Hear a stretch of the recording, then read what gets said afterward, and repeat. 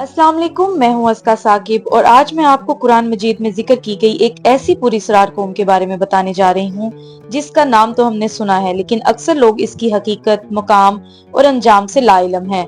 ये वो कौम है जिसका जिक्र अल्लाह ताला ने अपनी किताब में बार बार किया, मगर तफसीलात को एक राज की तरह छुपा लिया गया। क्या आपने कभी सोचा है कि असहाबुर रास कौन थे, कहाँ रहते थे, इनका नबी कौन था और आखिर वो कौन सा ऐसा जुर्म कर बैठे कि अल्लाह का अजाब इन पर नाजिल हो गया। आज हम इस वीडियो में इन तमाम सवालात के जवाब कुरान और हदीस और मोतबर तफासिर की रोशनी में तलाश करेंगे। तो आइए मेरे साथ एक और भूली हुई कौम की तरफ चलते हैं, एक ऐसी तबाहशुदा तहजीब की जानिब जो हमारे लिए आज भी एक बहुत बड़ा सबक है। असहाबुर रास, एक ऐसा नाम जो सुनते ही ज़हन में कई सवालात जन्म लेता है। कुरान में इनका जिक्र कौमे नूह, आद, समूद, लोद और मदीन जैसी अक़वाम के साथ हुआ है, जिन पर अल्लाह का सख्त अजाब नाजिल हुआ। मगर फर्क सिर्फ इतना है कि जहां इन दीगर अक़वाम की तफसीलात कुरान में बयान की गई हैं, वहां असहाबुर रास के बारे में तफसील से खामोशी इख्तियार कर ली गई, और यही खामोशी इन्हें और ज्यादा पुरस्रार बना देती है। कुरान करीम में अल्लाह ताला फरमाते हैं, और कौमे नूह और असहाबुर रास और समूद, और हमने इनमें से हर एक को इनके गुनाहों की मिसालें दी और हर एक को हमने पूरी तरह हलाक कर दिया। यहाँ असहाबुर रास को इन कौमों के साथ शुमार किया गया है जिन्होंने अल्लाह के रसूलों को झुटलाया और जिन्हें अल्लाह ताला ने मुकम्मल तौर पर हलाक कर दिया। मगर सवाल ये है कि अर्रास का मतलब क्या है और ये लोग कहाँ रहने वाले थे। लफ्ज अर्रास अरबी जुबान का है जिसके लग़वी मायने है कुएं या गहरे घड़े में दफन करना। इसके अलावा बाज़ मुफस्सिरीन के मुताबिक अर्रास एक महसूस कुआं या मकाम का नाम भी हो सकता है। हजरत अब्दुल्ला बिन अब्बास रजी ताला अन्हा के मुताबिक अर्रास एक ऐसा कुआं था जिसमें इनकी कौम ने अपने नबी को डालकर शहीद कर दिया था। इसी वजह से इनका नाम असहाबुर रास यानी कुएं वाले लोग रखा गया। इस्लामी मोरहीन और मुफस्सिरीन ने मुख्तलिफ आरा पेश की हैं। इब्ने कसीर, तबरी और कुर्तुबी जैसे मुफस्सिरीन के मुताबिक ये कौम जजीरा नुमा अरब और इराक के दरमियान वाक़या किसी इलाके में इबाद थी। बाज़ रिवायात के मुताबिक ये लोग आज़रबाईजान या बिलाद शाम के किसी हिस्से में रहते थे, और बाज़ के मुताबिक ये कौम हजरत हंज़ला रज़ी ताला अन्हा की उम्मत थी जिन्हें अल्लाह ने इनकी तरफ नबी बनाकर भेजा था। असहाबुर रास एक खुशहाल सरसब्ज़ खित्ते में रहने वाली कौम थी। इनके बागात में नहरों की रवानी थी, जमीन से पानी यूं फूटता था जैसे जन्नत का चश्मा हो, और इनके खेत हरे भरे और अनाज से लदे हुए होते थे। ये कौम बज़ाहिर खुशहाल थी मगर रूहानी तौर पर शदीद बीमार।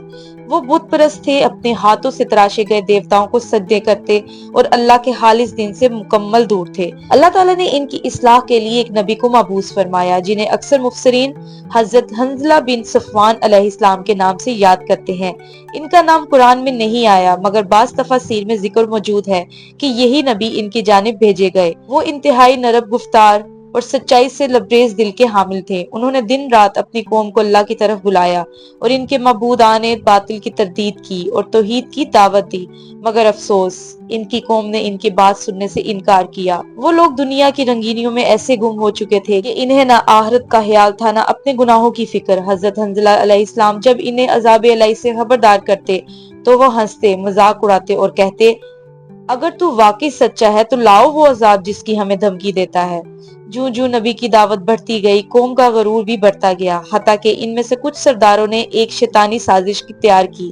वो नबी की मुसलसल तबलीग से इस कदर तंग आ चुके थे कि उन्होंने इन्हें हमेशा के लिए खामोश करवाने का फैसला किया। एक दिन जब हजरत हंज़ला अलैहिस्सलाम तबलीग के बाद थके हुए वापस लौट रहे थे तो इन पर हमला किया गया, इन्हें कैद किया गया और इन पर तशद्दुद किया गया और बिलाहिर एक कुएं में जिंदा दफन कर दिया गया। इस कुएं को अर्रास कहा गया, यानी वो घड़ा या कुआं जिसमें अल्लाह के नबी को कत्ल कर दिया गया था। ये नाम इनकी पहचान बन गया। इनका जुर्म ना सिर्फ अल्लाह के दीन का इनकार था बल्कि अल्लाह के बरगज़ीदा नबी को शहीद करना भी था, और यही इनकी मुकम्मल हलाकत का सबब बना। ये वाकया तन्हा किसी तारीखी रवायत की बुनियाद पर बयान नहीं किया जा रहा बल्कि कुरान करीम भी इनकी सरकशी और अंजाम की गवाह है। जैसे कि अल्लाह ताला ने फरमाया, क्या तुमने उन लोगों की खबर नहीं ली जो तुमसे पहले थे? कौमे नूह, आद, समूद और असहाबुर रास, इन सब ने अपने रसूलों को झुटलाया और हमने इन्हें हलाक कर दिया। जब हजरत हंज़ला को जिंदा कुएं में दफन कर दिया गया तो जमीन ने चीख मारी, आसमान रो पड़ा और अल्लाह के अर्श के दरबार में वो जुल्म, अल्लाह का कहर भड़क उठा। फिर वो लम्हा करीब आ गया जब अल्लाह ने फरमाया, अब इन पर मेरी पकड़ आनी ही आनी है। ایک روایت کے مطابق سب سے پہلے ان کے علاقے میں پانی خشک ہونے لگا، وہ جو کنویں ان کے جینے کا سہارا تھے وہی اب سوکھنے لگے، ان کی فصلیں مرجھانے لگیں اور زمین بنجر ہو گئی۔ ان پر ایک سخت گرمی مسلط ہوئی جس سے نہ کوئی سایہ بچا نہ کوئی دیوار، ان پر سخت قسم کے عذاب آنا شروع ہو گئے، ان کے باغات عمارتیں سب مٹ گئیں اور یوں اصحاب الراس جو کل تک طاقت، خوشحالی اور غرور کی علامت تھے زمین میں دفن ہو گئے، نہ کوئی ان کا نام لینے والا رہا نہ کوئی نشان۔ زمین ان کا ملبہ نگل گئی اور آسمان نے ان کے غرور کو خود پر بوجھ نہ بننے دیا۔